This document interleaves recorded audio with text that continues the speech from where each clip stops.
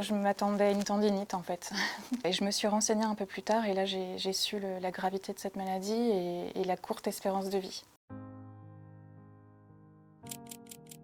Je m'appelle Lorraine Vivier, j'ai 36 ans. J'ai mis entre parenthèses ma carrière professionnelle pour me consacrer à la recherche de la maladie de Charcot, dont je suis atteinte depuis un peu plus d'1 an maintenant. J'ai remarqué début d'année 2022 une perte de force dans la main gauche.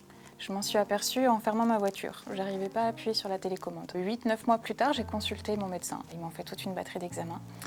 Et le diagnostic est tombé le 9 novembre 2022 à midi, je me souviens, lorsque le neurologue m'a annoncé que j'avais une sclérose latérale amyotrophique.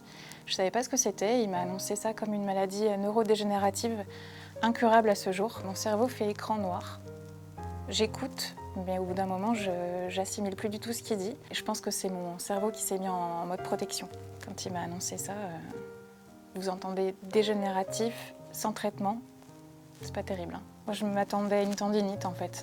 Et je me suis renseignée un peu plus tard et là, j'ai su la gravité de cette maladie et la courte espérance de vie. J'ai une façon de voir la situation en fait au-dessus. C'est comme si je me sentais pas tout à fait concernée. Je réalise parce que tous les jours, c'est mon autonomie qui est volée finalement. J'ai de la difficulté pour faire des choses de tous les jours. Donc je réalise quand même, mais je pense que j'ai tellement envie de m'en sortir que c'est ce qui me sauve aujourd'hui. La maladie de Charcot, de nom, c'est tout. Je savais pas ce que c'était, non. Comme 9 personnes sur 10 aujourd'hui, quand je leur explique, souvent ils me disent non, je connais de nom, mais je sais pas ce que c'est. Ça fait peur. C'est la maladie la plus cruelle déclarée par l'OMS. Comment ça se fait que les gens ne connaissent pas? Enfin, je m'inclus aussi dans les gens, parce que moi je ne connaissais pas non plus. Mais... J'ai repris le travail tout de suite, pendant 6 mois. Et plus ça allait, moins ça avait de sens pour moi.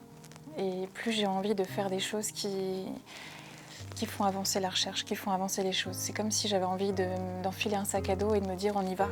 C'est par là, la sortie de secours, c'est par là. J'adore ma vie depuis 1 an. J'adore ma vie parce que je fais des rencontres incroyables. J'ai pas l'impression de profiter plus qu'avant. Oui, elle a plus de saveur aujourd'hui par contre. C'est comme si on l'avait un peu plus épicée aujourd'hui. Si on peut parler cuisine. Regardez, j'ai une équipe de dingue qui part avec moi en Laponie. Je fais une équipe avec Pascal Bataille. On va être un duo. J'ai ma sœur, j'ai son compagnon, j'ai ma meilleure copine Pauline avec son compagnon aussi. Enfin, regardez, je serais pas là aujourd'hui si j'avais pas la SLA finalement. Comme quoi, ça ouvre des portes magiques. C'est l'issue qui fait peur. Ouais. Je pense que j'y pense pas trop. J'avoue que c'est pas du déni parce que je connais l'issue, mais quand je pense que voilà, on pense positif, le positif arrive. On reste plus sur des petites choses qui sont sans issue. Voilà, on les met de côté, on avance. On avance, il y a toujours plus grave et on n'a plus le temps d'attendre. Je pense que le cerveau, il met une protection en fait. Et ça m'a sauvée, je pense, au début. Ouais.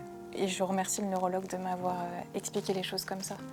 S'il m'avait parlé d'espérance de vie, de neurodégénérescence des cellules, de... Mon Dieu, quoi, on saute par la fenêtre. Entre la famille, les amis, on va tous vers le haut, je trouve. On se porte, finalement. On va vers l'avenir, on va vers des beaux projets, on va vers quelque chose qui a du sens pour nous tous. Et je trouve que même l'entourage va vers l'essentiel. On n'a plus le temps d'attendre non plus. On devrait tous vivre comme ça, vous pensez pas ?